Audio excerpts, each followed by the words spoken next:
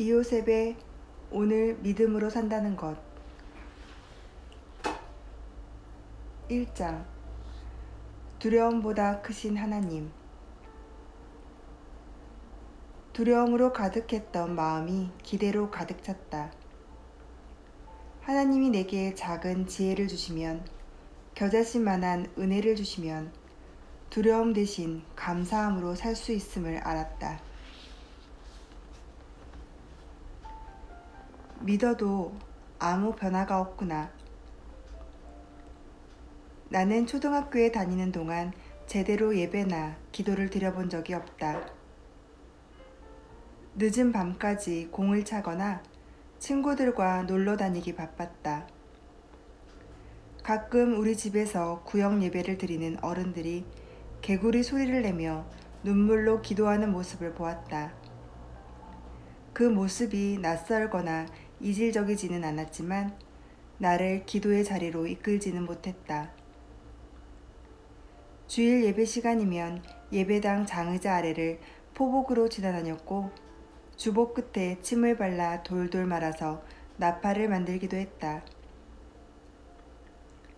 내가 태어나기도 전 부모님은 친척의 보증을 서주어 큰 빚을 떠안았다. 부모님은 채무를 갚기 위해 정육점을 운영하며 열심히 일했다. 나는 옆에서 덩어리째 들어온 고기가 부위별로 해체되는 과정을 지켜보기도 하고 파리채를 휘두르며 모여드는 파리를 잡기도 했다. 어느 날 열심히 일하던 어머니가 고기를 분쇄하는 기계에 손을 다쳐 병원에 입원했다. 그때도 나는 간절히 기도했던 것 같지 않다. 교회에서도 특별한 은혜나 감명을 받은 기억이 없다. 초등학교를 졸업하고 중학교에 들어가면서 처음으로 수련회에 참석했다. 모두가 잠든 밤 낯선 예배실에서 혼자 이불을 뒤집어 쓴 채 무릎을 꿇고 기도했다. 간절함은 없었지만 중학생이 되었다는 데 의미를 부여했던 것 같다. 똑같이 흘러가던 시간 속에 그런 분기점이 있어서 다행이었다. 중학생이 된 나는 기도하는 어른들, 찬양하는 선배들의 모습을 보며 막연하게 하나님을 알아야겠다고 생각했다. 주말이면 대구 동성로에 있는 일신 기독서점에 들러 찬양 테이프를 구입했고 제자입니까? 예수님이라면 어떻게 하실까? 같은 책들을 보며 하나님은 어떤 분이신가? 나는 그리스도인으로서 어떻게 살아야 하는가를 고민했다. 그러다 어느 순간 예수님이 내 죄를 대신 짊어지고 죽으셨으니 그분의 공로로 천국에 갈 수 있으며 그 하나님이 나와 함께 하신다는 믿음이 생겼다. 그래서 나는 길가에 떨어진 쓰레기를 줍기 시작했다. 예수님이라면 이렇게 하시지 않았을까 하는 생각으로. 그런데 아무리 쓰레기를 줍고 또 주어도 한 걸음 앞에는 어김없이 쓰레기가 널려 있었다. 하루가 지나고 이틀이 지나고 여러 날을 보내도 주변 상황은 변하지 않았다. 그러자 내 안에 하나 둘 의문이 쌓였다. 주님이 기뻐하실 행동을 해도 세상은 변화가 없구나. 중간고사 기간에 내가 아무리 예수님이 기뻐하실 만한 행동을 하고 기도를 열심히 해도 겨자씨만한 믿음만 있으면 큰 산이 들려 바다에 던져질 것이라고 하신 성경 속 이야기는 남의 이야기였다.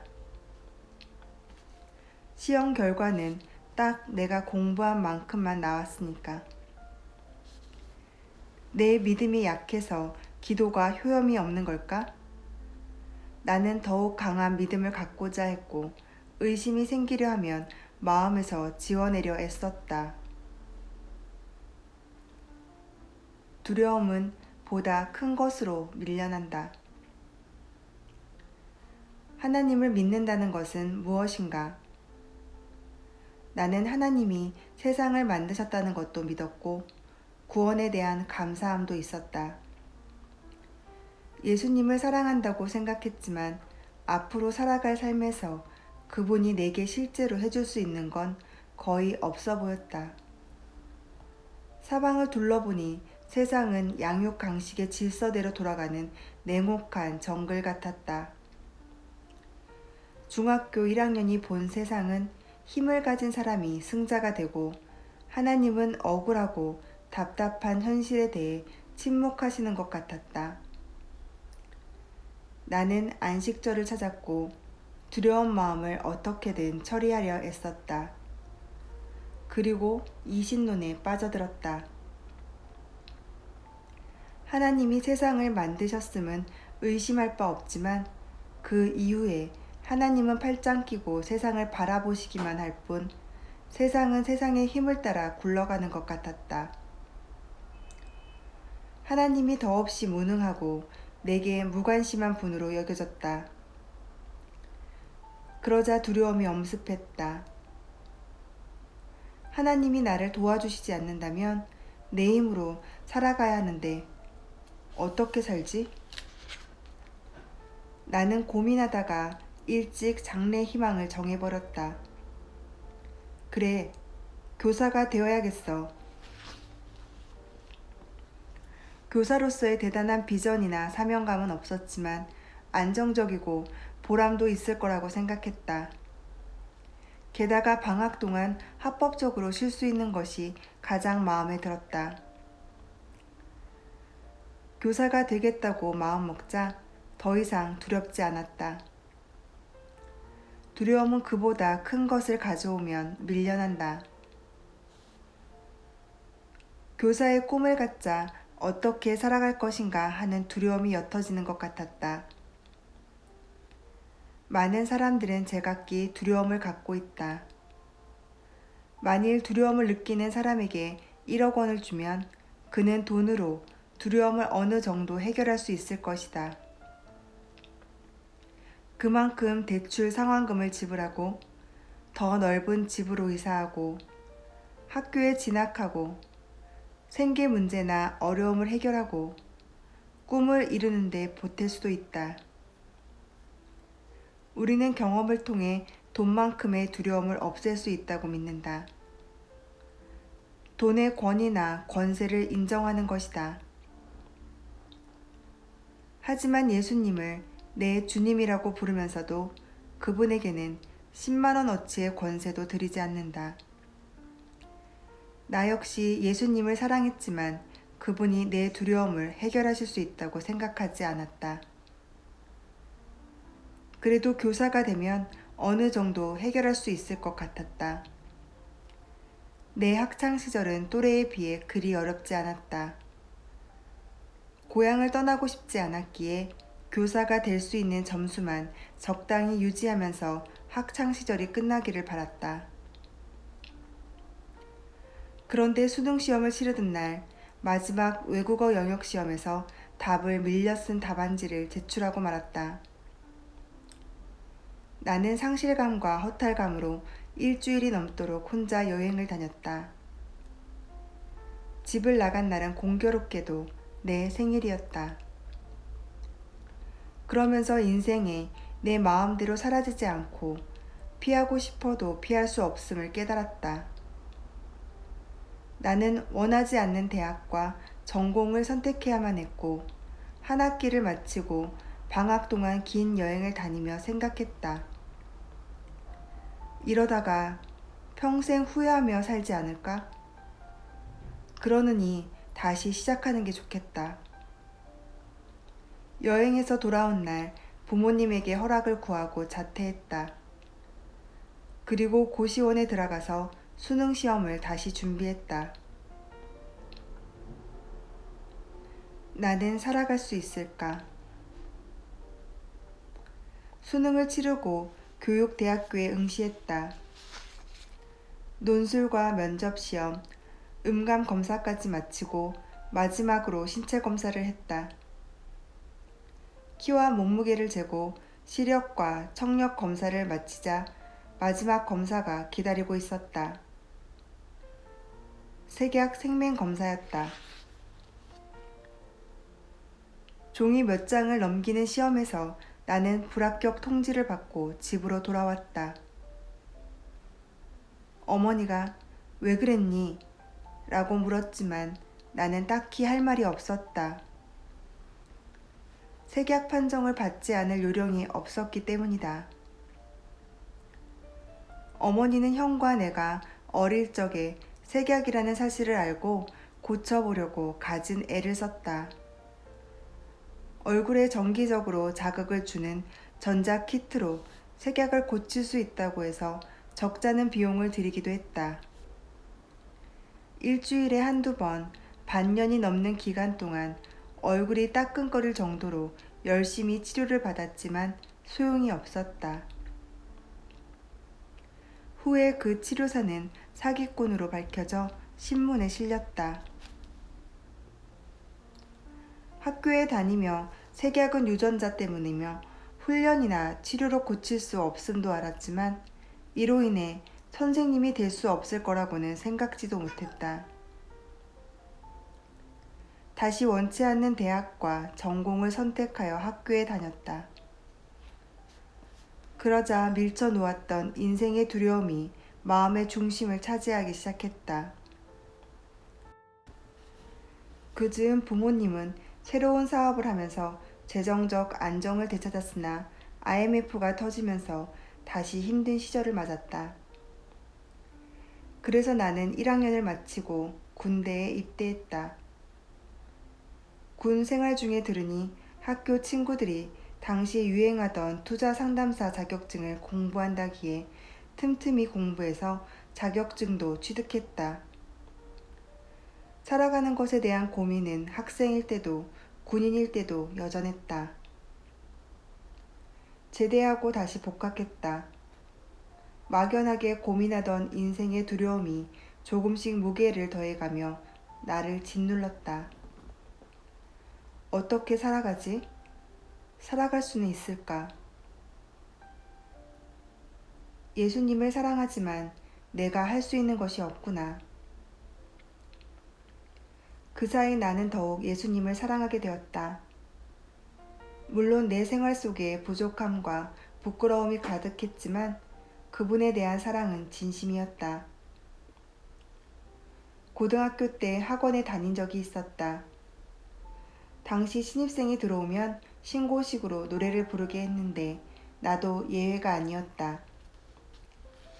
사람들의 박수 소리에 맞춰 나는 이성균의 골목길 걸을 때를 불렀다.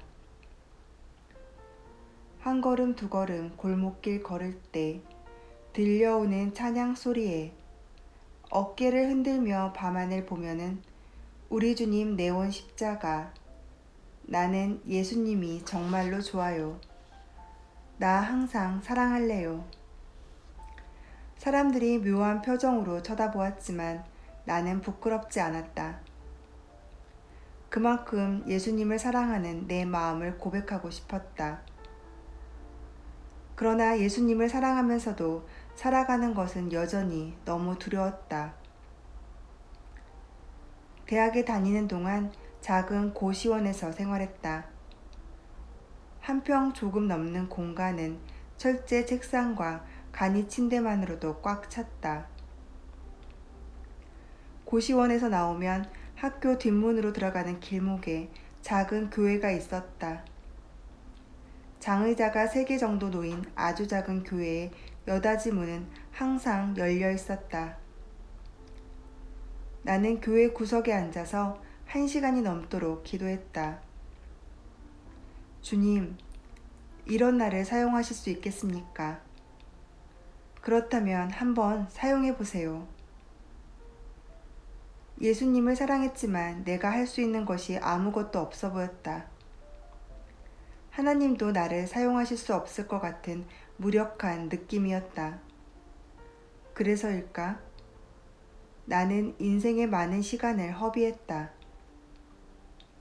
하지만 그 시간들은 내게 인생이 얼마나 공허한지를 알게 해주었다. 즐겁고 재밌었다고 말할 수도 있겠지만 시간이 조금만 흐르면 손바닥 위에 모래처럼 흘러내려 아무것도 잡히는 것이 없이 사라졌다. 이 허무한 시간이 빨리 흘러버렸으면. 나는 여전히 막막합니다.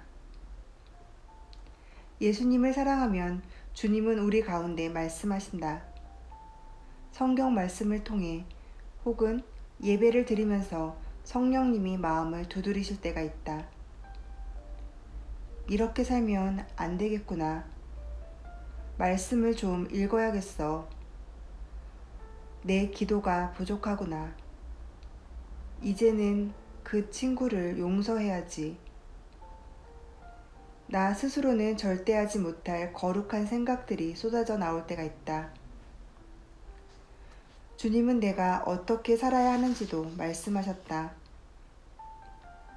나는 주님이 주신 마음을 따라 잘 살고 싶었다. 그런데 정말로 잘 사는 것은 무엇일까?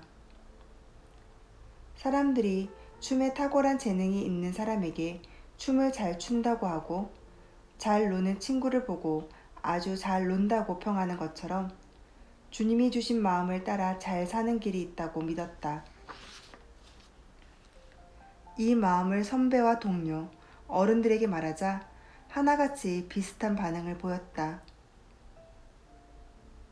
그것은 너무 이상적인 이야기야.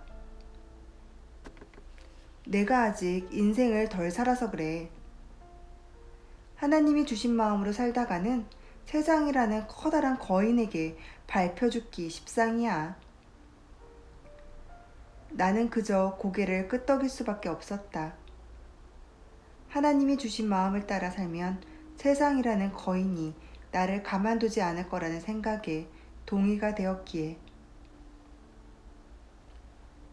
여느 때처럼 대학 도서관에서 성경을 읽고 있는데 익숙한 말씀이 내 마음을 두드렸다. 하나님은 이스라엘 백성에게 가나안 땅을 주겠다고 말씀하셨고 그 약속을 긴 시간 동안 실행해 나가셨다. 이스라엘 백성들은 두려운 마음에 12명의 정탐꾼을 보내 40일 동안 그 땅을 정탐하게 했다. 10명이 이스라엘 무리에게 말했다. 하나님이 말씀하신 대로 그 땅은 젖과 꿀이 흐르는 땅이 맞습니다. 하지만 그 땅의 거민은 전투력이 너무 강해요. 그들에 비하면 우리는 메뚜기 떼 같습니다. 하나님이 주신 마음으로 잘 살고 싶어서 고민할 때 수없이 들었던 말과 닮아 있었다. 하나님이 우리 가운데 계시면서 분명히 말씀하셨지만 그 말씀대로 살아가기에 세상의 전투력은 너무 셌다. 나는 학벌이 대단하지도 재산이 많지도 인적 자원이 풍성하지도 외모가 뛰어나지도 않았다. 그래서 주님의 마음으로 세상을 살면 세상이라는 거인에게 벌레처럼 밟혀버릴 것 같았다. 그런데 정탐꾼 중에서 2명, 여호수아와 갈렙은 말했다. 그들의 말이 맞습니다. 하지만 하나님이 기뻐하시면 그들은 우리의 밥이 될 것입니다. 10명의 정탐꾼이 상황과 문제를 잘못 본 게 아니었다. 모두 같은 지점을 보았지만 너무나 다른 평가를 했다. 가나안의 전투력을 제대로 파악했음에도 상반된 대답을 내놓았다. 10명은 세상의 기준과 자신을 비교했다. 세상의 기준 앞에 내가 이길 확률과 패배할 확률을 따져 물었다. 물론 이런 고민이 필요하다. 하지만 여호수아와 갈렙은 하나님의 기준으로 세상을 보았다. 하나님은 누구신가? 성경의 첫 장에서 설명하고 있다. 그분은 말씀으로 하늘과 땅, 꽃과 나무를 만드셨으며 우리도 만드셨다. 모든 것을 만드신 분이다. 하나님이 누구신가? 우리가 두려워하는 모든 문제점과 한계를 열방이라는 하나의 단어에 포함해보자. 성경은 이 모든 열방이 하나님께는 통이 한 방울 물과 같다고 말씀한다. 보라, 그에게는 열방이 통의 한 방울 물과 같고 저울의 작은 티끌 같으며 섬들은 떠오르는 먼지 같으리니. 이사야 40장 15절. 하나님이 누구신가? 문제가 내게 두려움을 갖게 만들지만 하나님은 어떤 문제보다 크신 분이다. 그분이 얼마나 크신 분인가를 상상할 수 있다면 내가 가진 두려움은 그보다 크신 분 앞에 무력해진다.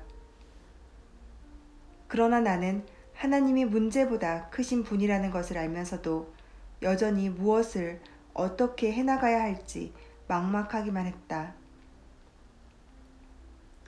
어느 날 수업 시간에 노트 필기를 하려는데 내 머릿속에 작은 지혜 하나가 들어오는 것이 느껴졌다. 정말 작고 작은 지혜가 내 머릿속을 빠르게 움직이는 것 같았다. 필기하려던 노트의 여백에 그 생각을 마구 적었다. 수업을 마치고 교수님이 강의실을 나가자 어느 정도 진정이 되었다. 1시간이 마치 하루처럼 느껴졌다. 나는 흥분된 마음으로 결심했다. 벤처를 해야겠다. 내 머릿속 아이디어만으로는 사업을 꾸려나가기 어렵다는 생각에 준비만 하고 실행에 옮기지 않았다. 그러나 하나님이 내게 작은 지혜 하나를 넣어주시면 나는 살 수 있음을 분명히 알았다. 1시간 전후, 그 짧은 시간 동안 문제와 환경은 하나도 변한 게 없지만 쿵쾅거리는 심장을 진정시켜야 할 만큼 희망으로 꿈꾸었다. 두려움으로 가득했던 마음이 기대로 가득 찼다. 하나님이 내게 작은 지혜를 주시면, 겨자씨만한 은혜를 주시면 두려움 대신 감사함으로 살 수 있음을 알았다. 이요셉의 오늘 믿음으로 산다는 것.